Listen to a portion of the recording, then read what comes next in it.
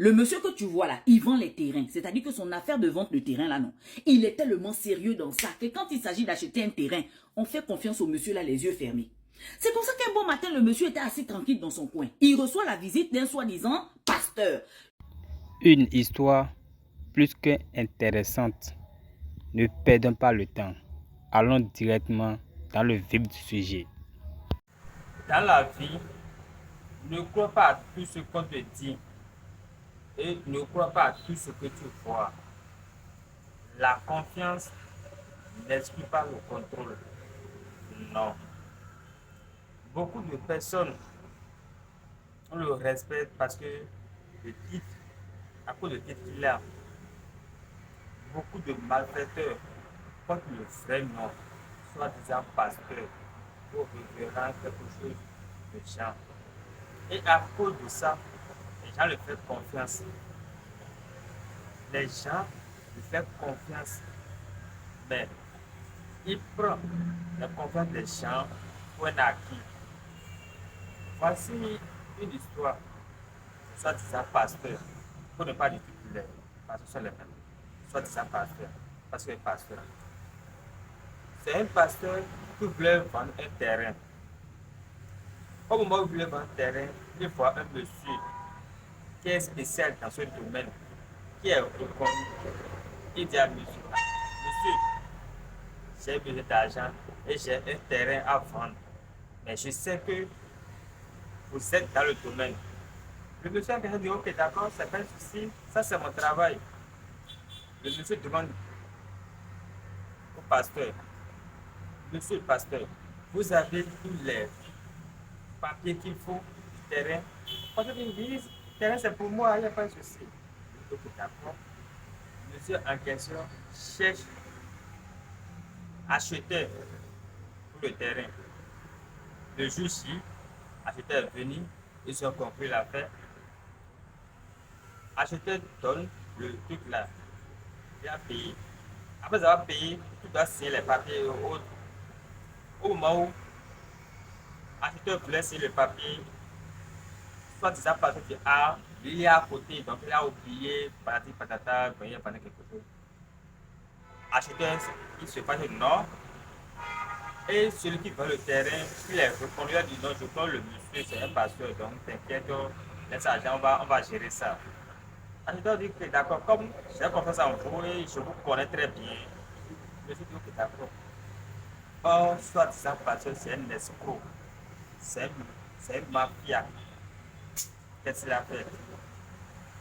Il a pris l'argent à côté pour que les choses ne gèrent pas. Il a aussi appelé le monsieur qui vend le terrain, qui est reconnu. Il fait quoi? Mais rien ne reste sur l'obscurité. Écoutez l'histoire. C'est triste d'entendre ce genre de choses. C'est triste qu'un homme qui est un homme représentant de Dieu sur terre fait les choses pas possibles. Écoutez la vidéo, regardez la vidéo et faites attention. Ne faites pas confiance à tout le monde et ne croyez pas à tout ce que vous voyez. Regardez la vidéo, vous allez comprendre la suite. Je dis soi-disant pasteur parce que quand tu vas écouter l'histoire là, un vrai pasteur ne peut pas faire ça. Donc pour ne pas mélanger tout le monde, je l'appelle un soi-disant pasteur. Le monsieur qui vend les terrains est dans son coin. Il reçoit la visite du soi-disant pasteur. Le pasteur lui dit que oh non, écoute, là où je suis dans les problèmes, j'ai envie de vendre mon grand terrain. Bon, le monsieur qui vend les terrains connaît le soi-disant pasteur. Ils se connaissent tous dans la ville. Le soi-disant pasteur, c'est un pasteur et puis un homme d'affaires en même temps. Donc c'est comme ça qu'on le connaît dans la ville.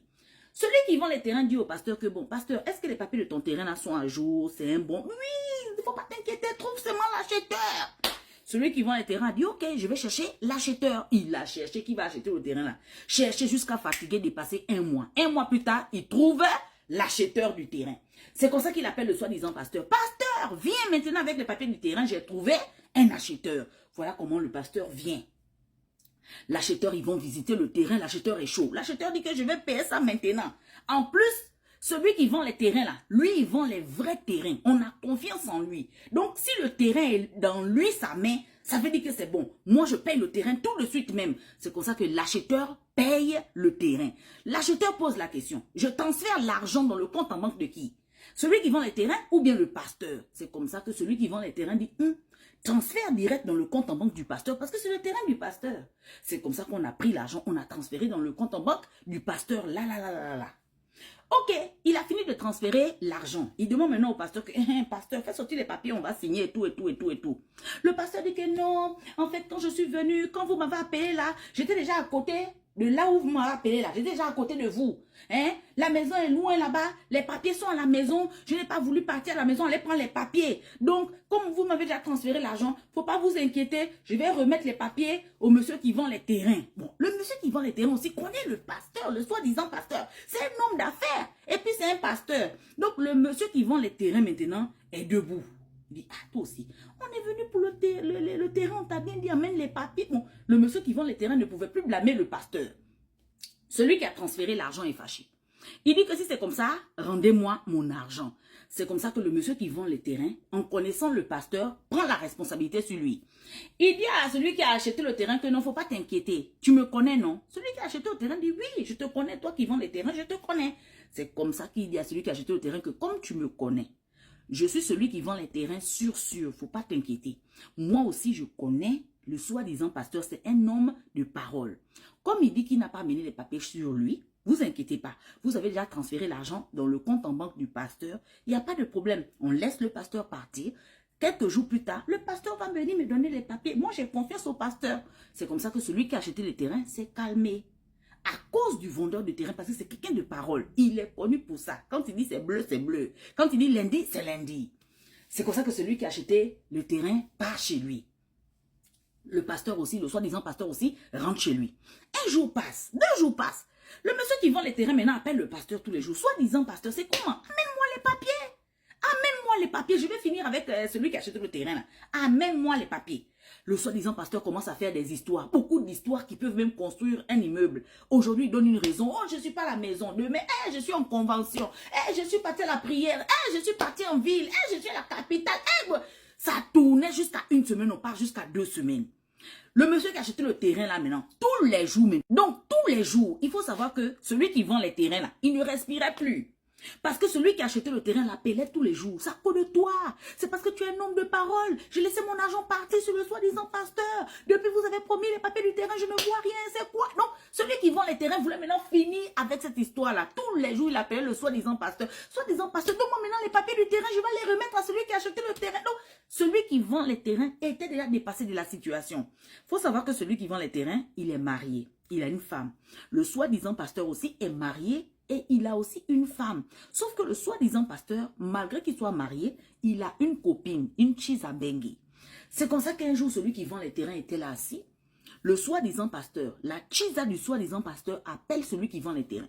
Allô, c'est toi qui vends les terrains là? Le gars dit oui, c'est moi. La Chiza dit bon, je suis la Chiza du soi-disant pasteur. Viens nous retrouver dans tel hôtel, on va te remettre les papiers du terrain. Celui qui vend les terrains voulait déjà finir avec cette situation-là parce que lui aussi, il était maintenant mal à l'aise. C'est comme ça que celui qui vend les terrains se lève, part trouver le soi-disant pasteur et la Chiza à l'hôtel. Depuis qu'il est parti trouver le soi-disant pasteur et sa Chiza à l'hôtel, on n'a plus jamais entendu parler de celui qui vend les terrains. L'acheteur aussi de son côté, il est devenu maintenant fâché. Il n'arrive plus à joindre celui qui vend les terrains. C'est comme ça que l'acheteur se lève et va porter plainte contre le soi-disant pasteur. La police vient attraper le soi-disant pasteur. Quand le soi-disant pasteur part au commissariat, le soi-disant pasteur dit que non, moi je n'ai plus envie de vendre ce terrain. Je n'ai plus envie de vendre le terrain. Raison pour laquelle l'argent qu'il m'a transféré pour payer le terrain, je l'ai transféré à celui qui vend les terrains. Je n'ai plus envie de vendre le terrain. Donc je n'ai même, moi le soi-disant pasteur, je n'ai plus cet argent-là. J'ai transféré ça à celui qui vend les terrains. Donc celui qui vend les terrains, vous a pas remis votre argent? Celui qui a acheté dit non, celui qui vend les terrains ne m'a jamais amené mon argent. C'est comme ça que la police libère le soi-disant pasteur et va maintenant à la recherche du vendeur de terrain. Sauf que le vendeur de terrain est introuvable. Partie 2 de l'histoire. Donc c'est comme ça que la police recherche maintenant le vendeur de terrain. Puisque le soi-disant pasteur est parti dire à la police qu'il ne voulait plus vendre le terrain. Raison pour laquelle il a pris l'argent et il a retransféré l'argent dans le compte du vendeur de terrain. Donc, l'argent se trouve avec le vendeur de terrain. C'est comme ça que la police se focalise à chercher maintenant le vendeur de terrain parce qu'on ne retrouve plus le vendeur de terrain. Donc, on imagine que le vendeur de terrain a fui avec l'argent du terrain. La police se focalise maintenant à chercher le vendeur du terrain. Mais de l'autre côté, le vendeur de terrain là, il a sa femme. Et la femme aussi, elle commence à chercher son mari parce que depuis 2 jours que son mari est sorti de la maison, il n'est plus jamais revenu. Donc la femme du vendeur de terrain essaie d'appeler dans le téléphone de son mari. Sauf que quand elle fait sonner le téléphone de son mari, le mari raccroche. Elle fait sonner, le mari raccroche. Elle fait sonner, le mari raccroche. Et le mari préfère parler avec elle par message. Et voici ce que le vendeur de terrain dit à sa femme. Chérie, ne me cherche plus. Je ne vais plus revenir à la maison parce que j'ai bouffé l'argent du terrain des gens. Donc, ne me cherche plus. Moi, je vais fouiller. La femme du vendeur de terrain dit, mais chérie, ce que tu racontes là, c'est un peu bizarre, hein? Mais pourquoi tu ne décroches pas aussi le téléphone? Parce que depuis que je t'appelle, tu ne veux pas décrocher. Tu veux parler seulement qu'en message. Pourquoi tu ne veux pas que j'écoute ta voix? Il dit, non, viens, on va écrire seulement par message. C'est comme ça que la femme dit que chérie, ça ne te ressemble pas d'écrire par message. Et en plus, ce que tu me dis, ça ne tient pas la route. Tu as l'argent dans le compte en banque, tu as l'argent. Et moi, ta femme aussi, j'ai l'argent, je fais le commerce. Donc, si tu avais bouffé l'argent du terrain des gens, tu n'allais pas fouiller, tu allais juste venir me demander, j'allais te donner. Et puis, ça ne résonne pas comme toi, je te connais. C'est comme ça que son mari écrit encore par message. Écoute, donc dans ce cas, viens me trouver la nuit. Ne dis à personne, lève-toi la nuit. Vers minuit comme ça, viens me trouver, je vais te dire dans quel hôtel je suis et tu viens me trouver. On va parler face à face dans l'hôtel là. La femme dit, mais pourquoi tu ne décroches pas l'appel? Non, il faut laisser l'appel, on va écrire seulement par message. La femme a soupçonné. Le lendemain matin, la femme est partie, dit tout ça à la police. La police aussi a dit que c'est aussi bizarre. Hein? La femme dit, oui, mon mari a l'argent dans le compte en banque. S'il avait bouffé le terrain, l'argent du terrain, il allait rembourser. C'est comme ça que la police a commencé à bien faire maintenant les enquêtes. De l'autre côté, en même temps, il y avait un paysan qui faisait les plantations. Il faisait les plantations un peu loin. C'est comme ça que le paysan était en train de creuser la terre. Le paysan n'a rien à voir avec le problème là-haut. Il était pour lui dans son coin en train de faire creuser la terre et tout, faire ses plantations. Il entend des détonations. To, to, to, 3 fois. Le paysan lève la tête. C'est bizarre dans la brousse là. To, comment? Ou bien c'est un chasseur. Donc le paysan essaie de partir vers la route maintenant pour voir qu'est-ce qui se passe. Là où il a entendu le son là vient d'où? C'est comme ça que quand le paysan sort de sa plantation pour partir vers la route, le paysan voit une voiture qui sort en vitesse de la brousse. Ouh, la voiture passe devant lui. Et la voiture en question ouvre la fenêtre et lance une paire de babouches dans la brousse. Le paysan voit la voiture là qui sort en vitesse et c'est comme ça que le paysan a le réflexe de retenir la plaque d'immatriculation. Donc, écrit la plaque d'immatriculation de la voiture qui vient de sortir en vitesse là. Il a écrit la plaque d'immatriculation par terre. Le paysan a retenu la plaque d'immatriculation. C'est pour ça que le paysan essaie de rentrer dans la brousse, chercher la babouche. Il trouve la babouche que les gens de la voiture ont jetée par la fenêtre. Le paysan retrouve ça. Le paysan se rend à la police. Il dit à la police que moi je fais les plantations quelque part là-bas. Et j'ai écouté une détonation. J'ai écouté 3 fois. Donc la police, allons-y d'abord, on va regarder. J'ai même écrit la plaque d'immatriculation par terre. C'est comme ça que la police dit, ok, on te suit. Quand la police est partie, dans le lieu, dans la brousse là, on trouve un sachet. Et le sachet là, c'est le monsieur qui vend malheureusement les terrains qui étaient dedans. C'est comme ça que la police dit au paysan, ok, la plaque d'immatriculation que tu as écrit là, c'est où? Le paysan dit, voilà ça. Donc c'est comme ça que la police décide de faire les enquêtes pour chercher à qui appartient la plaque d'immatriculation là. On fait les enquêtes, bingo. C'est la plaque d'immatriculation de la voiture du soi-disant pasteur. La police dit, on comprend maintenant ce qui s'est passé. Allez, on va dans la maison du pasteur. Le pasteur a déjà déménagé, il a déjà fui. La police dit, c'est pas grave. Ils sont partis en banque, dans le compte en banque du pasteur. Et là-bas, ils sont partis vérifier. Ils ont vu que le soi-disant pasteur avait toujours l'argent du terrain dans son compte. Et il a même commencé à distribuer l'argent du terrain aux gens. C'est comme ça que la police demande encore, donnez-nous bien les papiers du compte en banque du soi-disant pasteur. On va bien voir à qui il a donné l'argent du terrain. Parce qu'il a donné une bonne grosse moitié. La police regarde les papiers de la banque et on voit que le soi-disant faux pasteur a donné l'argent à une fille.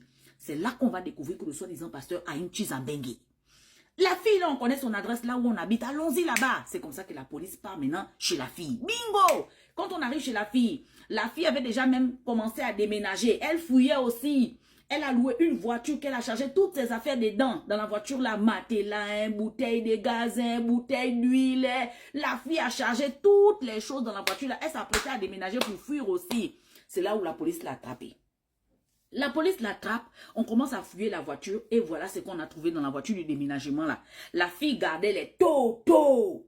Donc le faux pasteur et la fille, les deux faisaient les coups de temps en temps, c'est pas la première fois. Et c'est la fille qui gardait les totos. Donc c'est la fille qu'on met devant pour attirer les gars, pour dire qu'elle viens nous trouver à l'hôtel. Et puis quand le gars vient, il craque le gars. Donc la fille travaille avec le faux pasteur. Voilà tout ce qu'on a trouvé avec la fille, beaucoup de toto. La fille va confesser que non, ce n'est pas moi, c'est le faux pasteur qui m'a mis dans ce genre de business. Je suis Satiza Bengue, il m'offre tout. Pendant mon anniversaire, il m'offre l'argent, je suis une blogueuse. La fille va tout confesser, on va attraper la fille.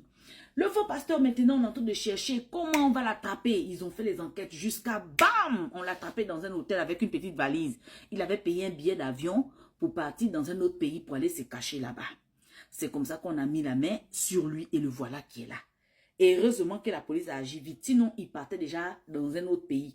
Peut-être qu'à l'heure là, dans l'autre pays là, il devait partir ouvrir une église là-bas. On ne sait pas comment ça devait se passer. On ne sait pas comment ça devait se passer. Le monsieur qui vend les terrains, il a suivi le soi-disant pasteur à l'hôtel parce qu'il voulait finir avec cette histoire. C'était un monsieur d'honneur, c'est-à-dire que lui, les gens avaient confiance en lui. Donc, il se disait quoi? Le terrain là coûte tellement cher. Il ne peut pas salir son honneur à cause d'un soi-disant pasteur. Le monsieur qui vend les terrains voulait finir avec cette histoire. Donc, il s'est dit, bon, écoute, je vais les trouver à l'hôtel. Je vais récupérer les papiers là et puis basta. Mais sauf que ça s'est mal passé.